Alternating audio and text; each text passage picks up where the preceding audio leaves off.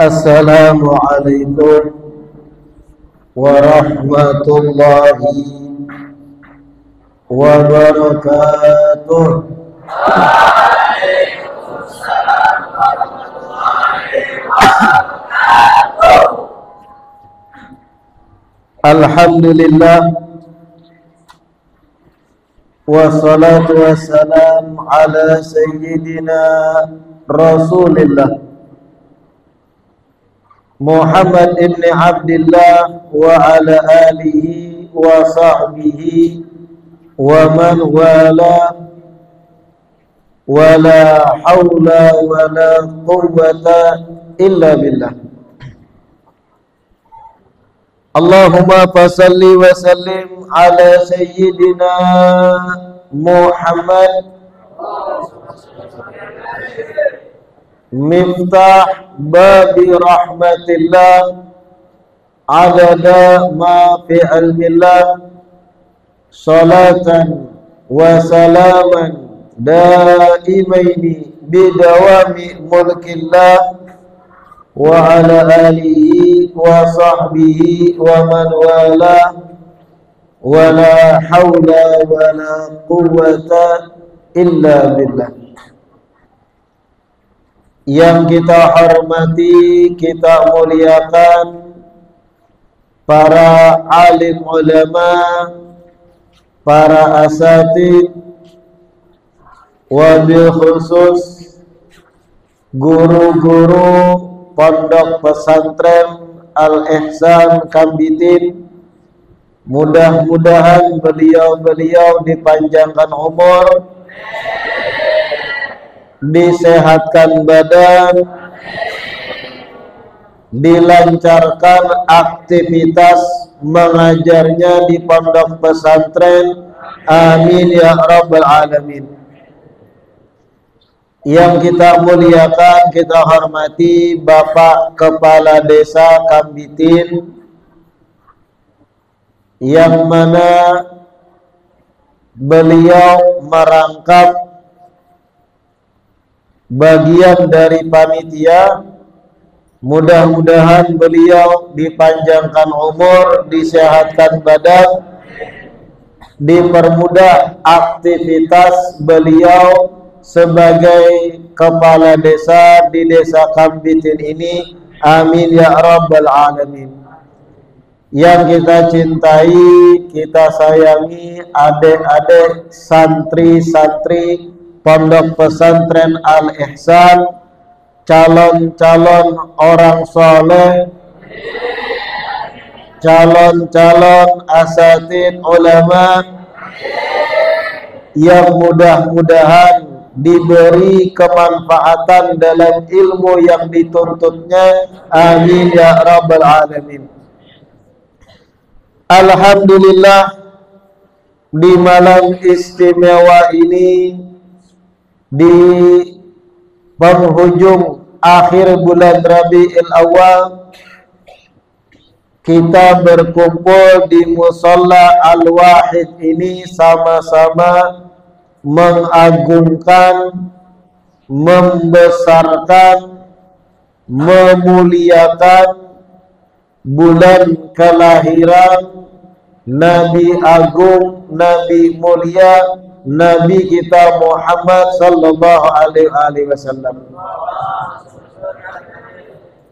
Sudah tidak diragukan lagi bahwasanya peringatan Maulid adalah satu agenda rutin yang dikerjakan mayoritas umat Islam Ahlus Sunnah wal Jamaah semenjak puluhan bahkan ratusan tahun yang lewat, di mana-mana tak terkecuali di negeri kita Indonesia. Kitab-kitab Maulid Nabi yang disusun ulama sejatinya tujuan finalnya adalah mendekatkan umat Islam kepada sejarah kelahiran Nabi mereka, Nabi Muhammad sallallahu alaihi wasallam. Kitab-kitab maulid yang disusun ulama itu tidak lain ringkasan sirah, ringkasan sejarah bagaimana proses terlahirnya sosok agung Nabi kita Muhammad ke alam dunia. Di samping menceritakan detik-detik kelahiran Rasulullah, kitab-kitab maulid pun berisikan syama'il. Apa itu syama'il? Riwayat-riwayat tentang gambaran akhlak, budi pekerti, serta tuntunan-tuntunan Nabi kita Muhammad sallallahu alaihi wasallam. Laqad kana lakum fi Rasulillahi uswatun hasanah. Sungguh ada pada diri Rasulullah suri tauladan yang baik. Panutan kita umat Islam dalam berkehidupan adalah sejarah Nabi kita Muhammad sallallahu alaihi wasallam. Ajaran Rasul sallallahu alaihi wasallam sangat luar biasa sempurna. Ajaran dan tuntunan Nabi kita Muhammad itu tidak terbatas seputar bagaimana kita beribadah kepada Allah saja. Ajaran Islam yang dibawa Rasul bukan hanya berkutat pada pembahasan bagaimana seorang hamba menyembah penciptanya, namun ajaran mulia dari uswatun hasanah kita mencakup adab-adab dan tata cara berinteraksi antar sesama manusia satu sama lain. Kalau ada seseorang yang ibadah salatnya bagus, zikirnya bagus, puasanya bagus, namun ketika bermuamalah atau bersosial antar sesama manusia malah terkesan kaku atau malah terkesan berwatak keras, bengis, penyarikan je orang Banjar. Karas muha kaya ulin. Maka seseorang semacam ini belum betul-betul mempraktekkan ajaran uswatun hasanah kita, Nabi kita Muhammad sallallahu alaihi wasallam. Ajaran Rasulullah lengkap, bukan cuma ibadah, bukan cuma sholatnya makhluk pada Khalik sang pencipta, tapi antar sesama makhluk pun diajarkan oleh Nabi langkah-langkah terbaiknya. Termasuk yang paling dasar ajaran Nabi, kita ini umat Islam diajarkan ketika berjumpa sesama muslim yang lain, pasang wajah yang tersenyum. Takurihing, ujar orang Banjar. La tahqiranna minal ma'rufi syai'an walau antalqa akhaka biwajhin taliq. Jangan engkau meremehkan kebaikan sedikit pun juga, walau kebaikan tersebut sekedar berjumpa orang lain dengan wajah yang tersenyum ceria. Ini paling dasarnya ajaran Nabi dalam bermuamalah, berinteraksi, pasang wajah yang ceria, senyum. Dan ini dampaknya dalam perbaikan sosial bermasyarakat luar biasa. Sampean misal kepengen beli barang di satu toko, jarak 10 meter sebelum sampai ke toko tadi, kelihatan penjaga tokonya wajahnya masam, merangut, jar orang Banjar. Bisa jadi kita urungkan niat untuk belanja di toko tersebut. Gara-gara apa? Jarak 10 meter, dilihat wajah penjaga toko, wajahnya karas kayak bangkirai. Rubah hati kita. Lebih baik belanja di toko yang lain. Sebegitu pengaruhnya senyuman di wajah. Bahkan kalau ada toko, penjaganya murah senyum, ramah, intonasi bicaranya lembut, walau harganya lebih mahal, orang lebih berminat belanja di toko tersebut. Sebegitu pengaruhnya senyuman di wajah. Dan itu ajaran Nabi kita Muhammad sallallahu alaihi wasallam. Tabassumuka fi wajhi akhika laka shadaqah. Ini hadits-hadits pendek yang menjadi mahfuzat, hafalan santri-santri di pesantren. Tabassumuka fi wajhi akhika, senyumnya dirimu, senyumnya wajahmu di hadapan saudara sesama muslim, laka shadaqah, engkau dapat pahala sedekah di baliknya, sabda Nabi sallallahu alaihi wasallam. Oleh karena itu, mari dari malam ini dan seterusnya upayakan kita menjadi muslim dengan wajah-wajah yang tersenyum, wajah-wajah yang ceria. Jangan wajah-wajah yang kasar, wajah-wajah seperti pemain Smackdown yang orang melirik langsung takut kalau pina dibantingnya. Ajaran Islam yang dibawa Nabi kita Muhammad, jangankan terhadap manusia, terhadap binatang pun ada adab-adabnya.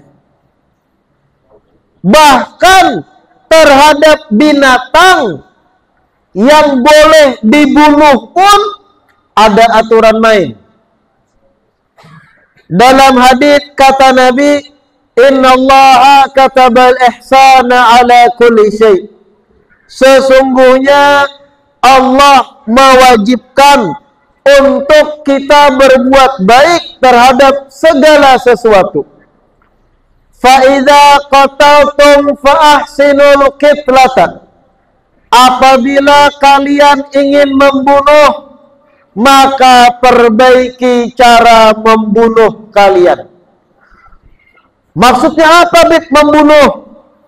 Maksudnya, apabila kalian ingin mengeksekusi binatang yang boleh dibunuh, maka pilih cara terbaik dalam eksekusi. Misal, serangga yang terbang yang mengganggu nyamuk. Nyamuk boleh apa tidak dibunuh? Boleh apa tidak? Boleh. Kenapa? Kategori mu'diyat, hewan yang mengganggu. Apabila kalian ingin membunuh, kata Nabi, ahsinul qitlata, perbaiki hayatal qatli, cara membunuhnya.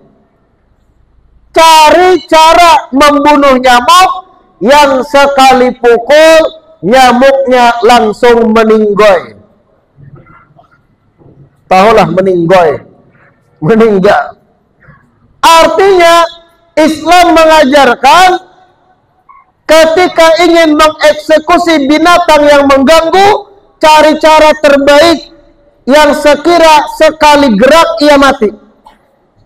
Jangan malah mengeksekusinya dengan cara ta'dzib, menyiksa.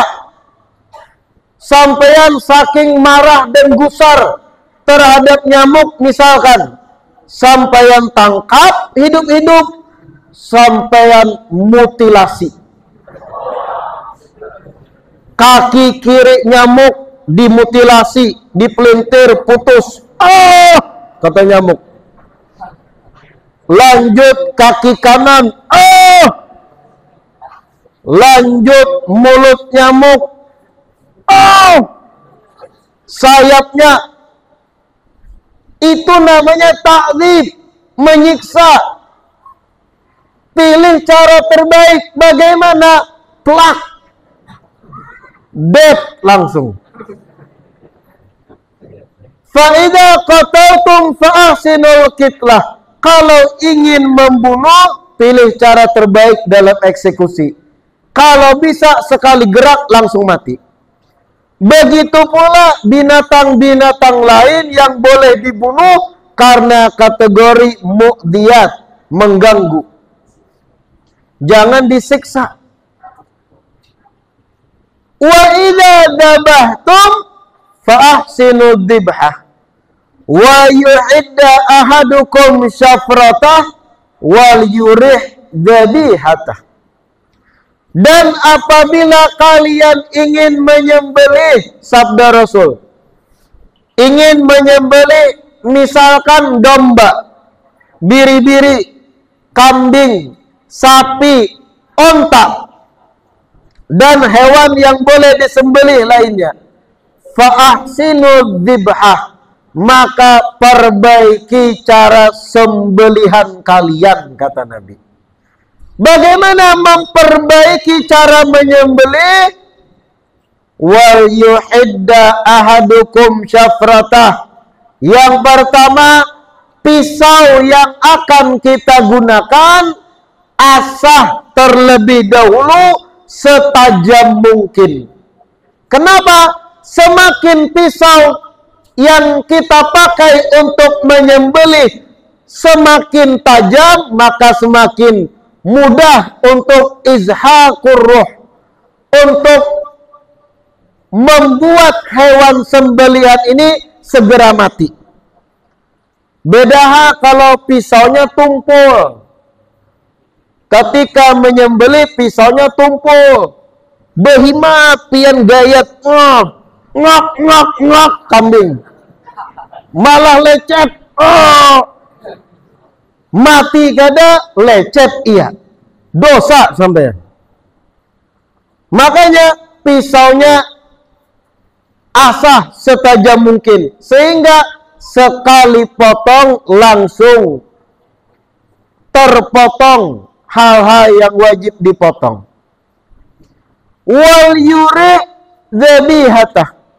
Dan ketika ingin menyembelih, kata Nabi, buat nyaman, buat rileks, nyamankan dulu binatang sembelihan tersebut. Bagaimana membuat nyamannya, kata ulama? Setidaknya 3 hari atau 2 hari sebelum hari penyembelihan, kenyangkan binatang tersebut, puaskan nafsunya. Kalau perlu carikan pasangannya, ikat dengan tali yang panjang, di lapangan terbuka sehingga ia pun rileks nyaman. Wal yurih dzabihata, itu ajaran Islam. Jangan mentang-mentang ini hewan bakalan disembelih lalu sampean semena-mena. Ajaran Islam tidak demikian. Ada riwayat hadis menceritakan seseorang di zaman Nabi pernah ketika ingin menyembelih kambing, kambingnya ia robohkan, lalu leher kambing tadi ia injak. Ketika kambing diinjak, orang tersebut sambil mengasah pisau. Wahia talhadu, dan kambing tadi menyaksikan pisau tersebut diasah. Rasul sallallahu alaihi wasallam datang melihat pemandangan ini. Rasulullah langsung berucap, "Ya fulan, afala qabla hada aturidu an tumitaha mautataini?" Wahai fulan, bukankah lebih baik engkau ini mengasah pisau sebelum engkau robohkan? Asah pisau di tempat lain. Kalau sudah ready, tajam, baru kambing tadi robohkan dan langsung sembelih. Aturidu antumitaha mautatain? Apakah engkau ingin bunuh kambing ini 2 kali? Maksud Nabi 2 kali, dengan si kambing menatap pisau diasah, kambing itu sudah merasa mati. Kambing pun punya akal, walau tidak sesempurna manusia. Aturidu antumitaha mautatain? Apakah engkau mau bunuh si kambing 2 kali? Kata Nabi. Nabi tegur orang tersebut. Sebegitu luar biasanya uswatun hasanah kita. Terhadap binatang pun ada aturan main. Jangankan terhadap binatang, terhadap bangsa jin, kita manusia ada aturan main. Santri-santri sudah belajar bab istinja apa belum? Bab istijmar atau istinja bil hajar sudah belajar? Apa 4 syarat diperbolehkannya benda digunakan untuk istinja? Siapa yang hafal? 4 syarat selain batu.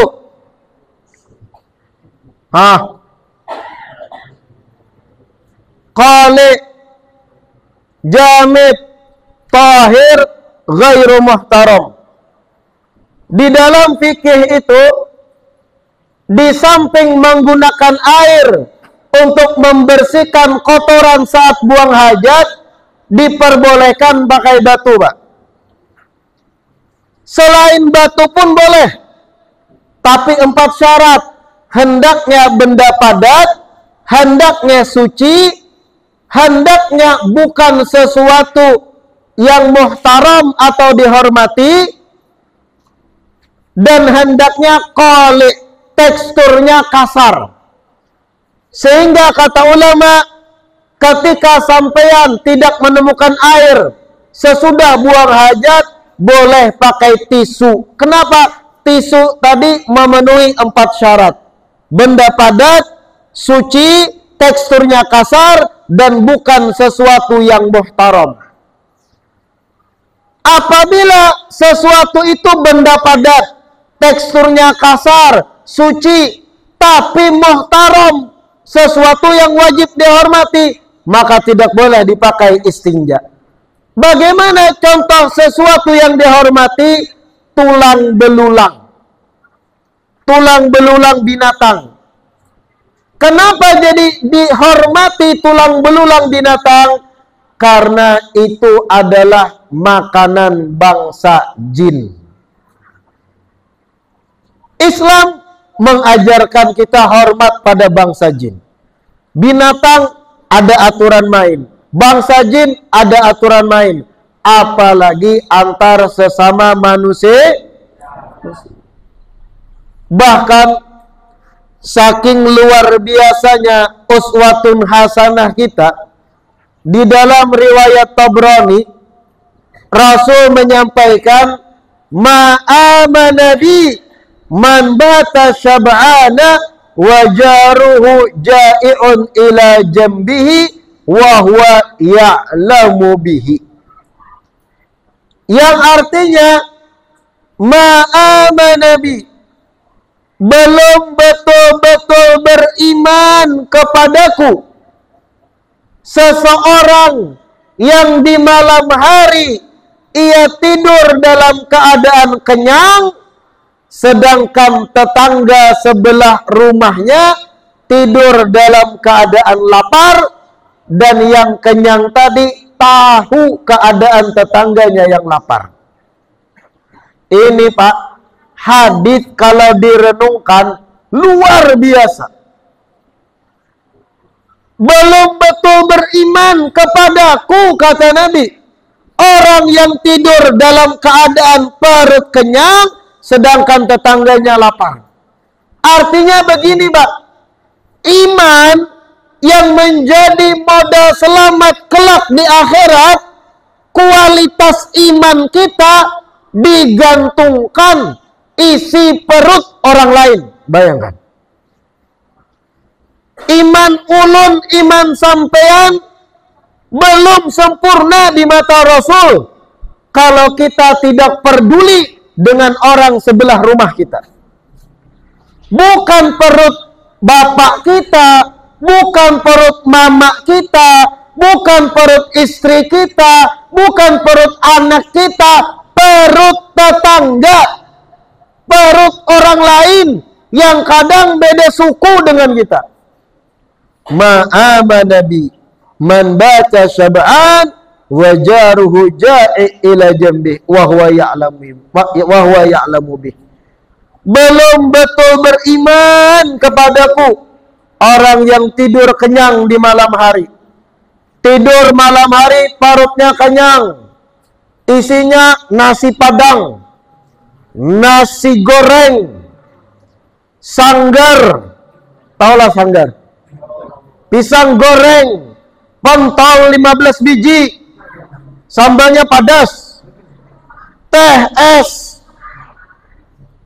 minuman boba, momoyo, mariga pulang. Kenyang. Tetangganya tidur dalam keadaan lapar. Ini yang kenyang, kata Nabi, belum beriman kepadaku.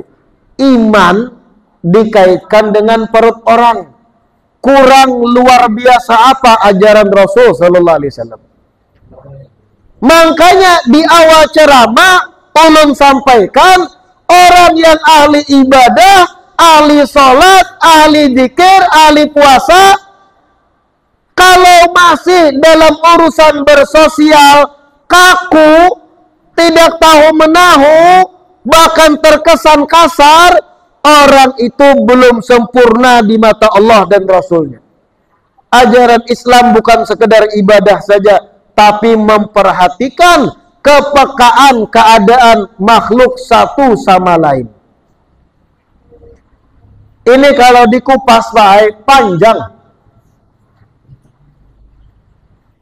Kalau kita buka kitab-kitab hadis yang bercerita bagaimana aturan-aturan dari Rasul tentang bertetangga, tentang berjiran, luar biasa.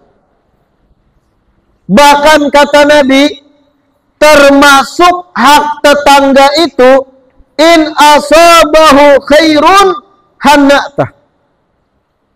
Apabila tetangga sampean dapat kebaikan, dapat nikmat Bu, tetangga sampean contohnya bisa beli sepeda motor baru, NMAX, turbo, Rodsing, beda tuh Honda.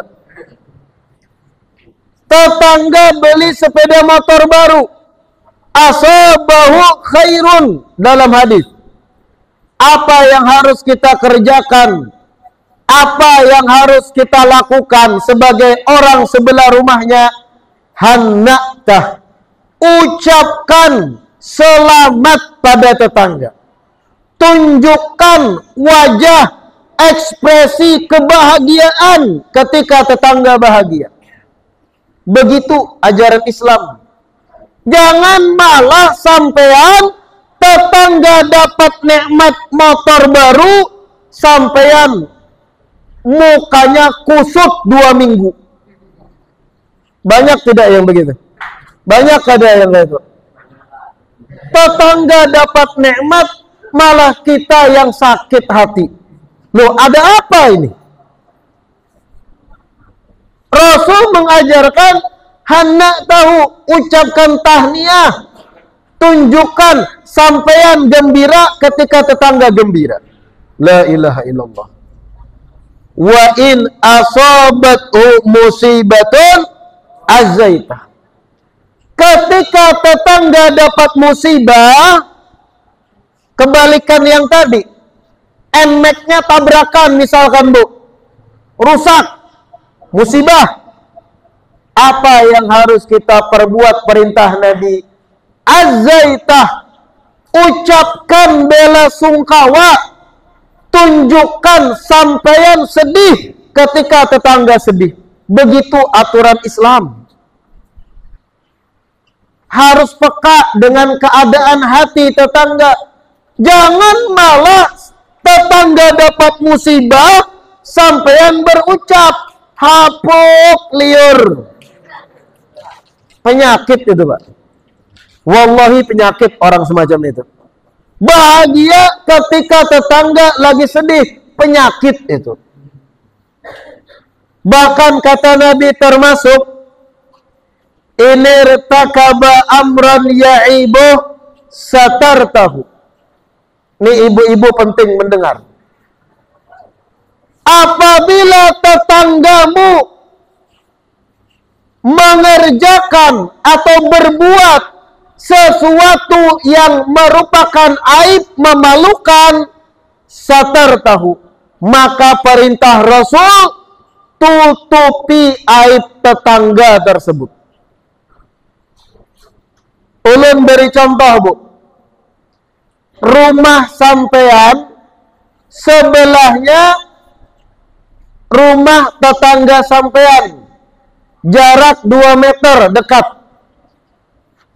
Suatu malam rumah tetangga ribut, suami istri bertengkar, berkelahi. Yang istri berteriak, abahnya, kenapa pian manjablay? Misalkan, contoh, suami menjawab, maaf, ulun khilaf. Dijawab lagi oleh istri, karamput, khilaf kenapa 5 kali? Jadi berkelahi, 2 laki bini bertengkar, ribut malam-malam, piring pecah, gelas pecah, kucing buka.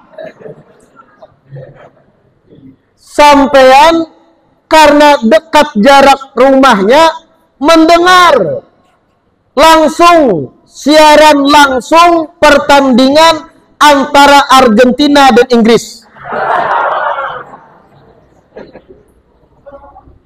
Aib apa bukan itu Bu? Pertengkaran suami istri, aib apa bukan Mbak? Aib. Kalau diketahui khalayak ramai, malu keluarga itu. Dalam kasus semacam ini, jangan ketika sampean dapat info tersebut malah gembira, asyik, besok ada gosip terbaru. Banyak tidak begitu? Banyak ada yang kayak itu. Biasanya yang hobi gosip bapak-bapak atau ibu-ibu? Kurang nyaring. Bapak-bapak apa ibu-ibu? Ibu-ibu mengakui apa kada? Malam hari live pertandingan MU dan Arsenal, MU kalah 3-0, kipernya Onana Bahlul, sampean langsung semangat, besok aku akan ceritakan pada Mama Udin, Mama Syahrul, Mama Misran, Acil Sukainah, Paman Sayur. Malah gembira dapat gosip terbaru. Ini penyakit, Bu.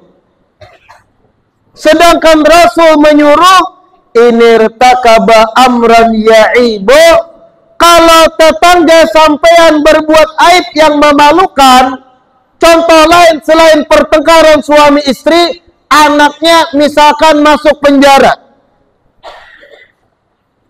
Memalukan ini. Sampean kebetulan mendengar dari sebelah rumah kronologi penangkapan. Ustur aidah, tutupi aib tetangga. Jangan malah sampean sebar. Man satara musliman fid dunya, satarahullah yaumal qiyamah. Siapa orang yang pandai menutupi aib orang lain di dunia, Allah akan menutup aibnya hari kiamat. Bahkan, Bu, dengarkan, Bu, Syekh Afdaluddin, ulama Mesir zaman dulu, beliau pernah menyampaikan, man taladzada bittila'ihi ala aurati ahadin fahuwa minasyayatin al-majanin.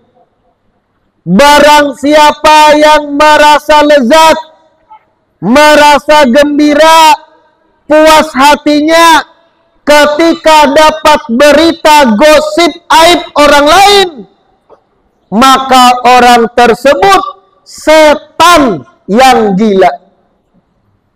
Sudah setan, gila lagi. Dapat gosip aib orang malah gembira, asyik ada bahan obrolan. Setan sampean. Sekali lagi, yang hobi gosip bapak-bapak apa ibu-ibu biasanya? Tapi, Bu, ini ibu-ibu yang kita ceritakan bukan ibu-ibu kambitin. Ibu-ibu kambitin ini solehah. Ini ibu-ibu yang suka gosip tadi, ibu-ibu yang jauh di Korea Utara. Jadi jangan tersinggung sampean. Bahkan lagi, aturan bertetangga dari Rasul, ini istaraita fakihatan fa'adilahu minha. Apabila engkau membeli buah-buahan dari pasar, maka hadiahkan sedikit pada tetanggamu. Fa'illam taf'al. Apabila sampean tidak ada niatan memberi buah yang dibeli pada tetangga, mungkin karena buahnya sedikit, fa'adkhilha sirron, maka bawalah buah tersebut ke dalam rumah sembunyi-sembunyi. Misalkan, Mbak, sampean beli durian, tapi sebijiannya mau dikasih tetangga anak di rumah bejurut 5, nungkar sebiji. Maka kata Nabi, adkhilha sirron, bawa pulang durian tadi sembunyi-sembunyi, jangan kelihatan tetangga. Misalkan taruh dalam sarung, andak dalam tapih, berjalan mah.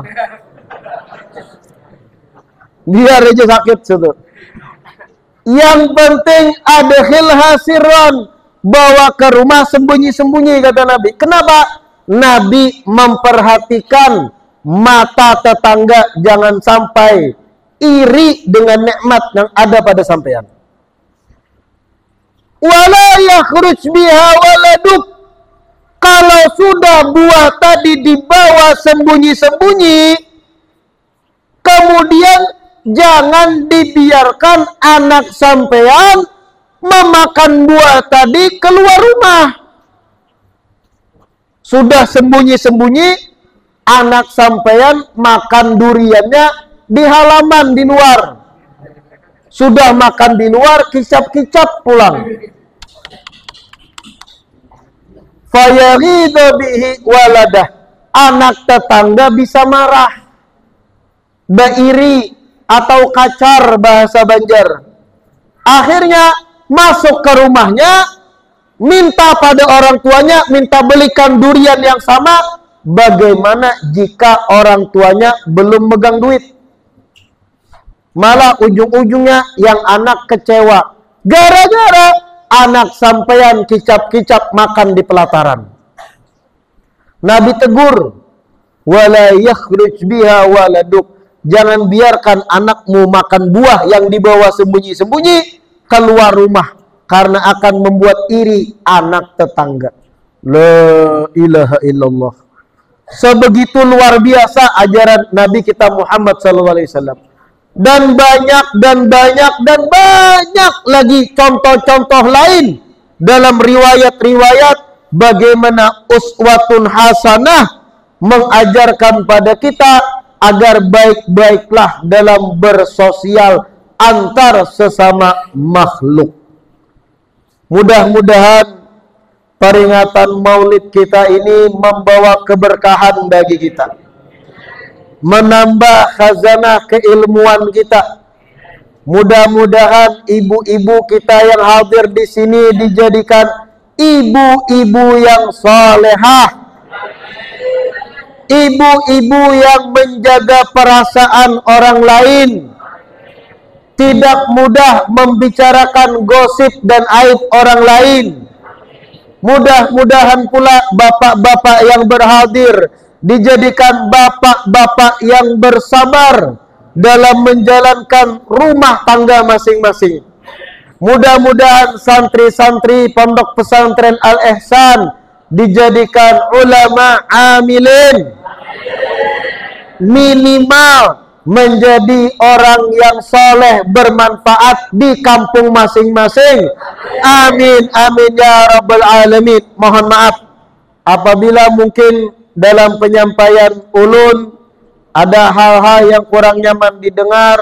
Mohon dibukakan pintu maaf yang sebesar-besarnya.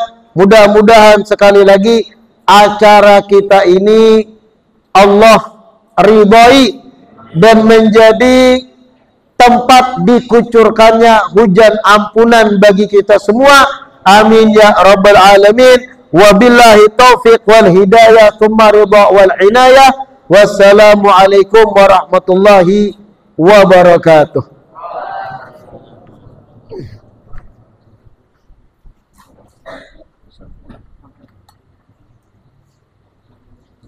Apa lagi? Hah? Amin. Bismillahirrahmanirrahim. Alhamdulillahirabbil alamin.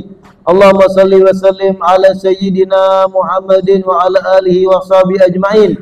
Allahumma inna nas'aluka al-'afwa wal 'afiyah wa mu'afatad daimah fid din wa dunya wal akhirah. Allahumma arzuqna minal uqul awfaraha wa minal azhan asfaha wa minal a'mal azkaha wa minal akhlaq atyabaha wa minal arzaq ajjalaha wa minal afiyah akmalaha wa minad dunya khairaha wa minal akhirah na'imaha biaki sayyidina Muhammad wa ali sayyidina Muhammad. Rabbana zalamna anfusana fa illam taghfir lana wa tarhamna lanakunanna minal khasirin. Rabbana atina fid dunya hasanah wa fil akhirati hasanah wa qina adzaban nar wa qina adzaban nar wa qina adzaban nar. Wa sallallahu ala sayyidina Muhammad wa ala alihi wa sahbihi wa sallam. Walhamdulillahi rabbil alamin. Taqabbalallahu minkum.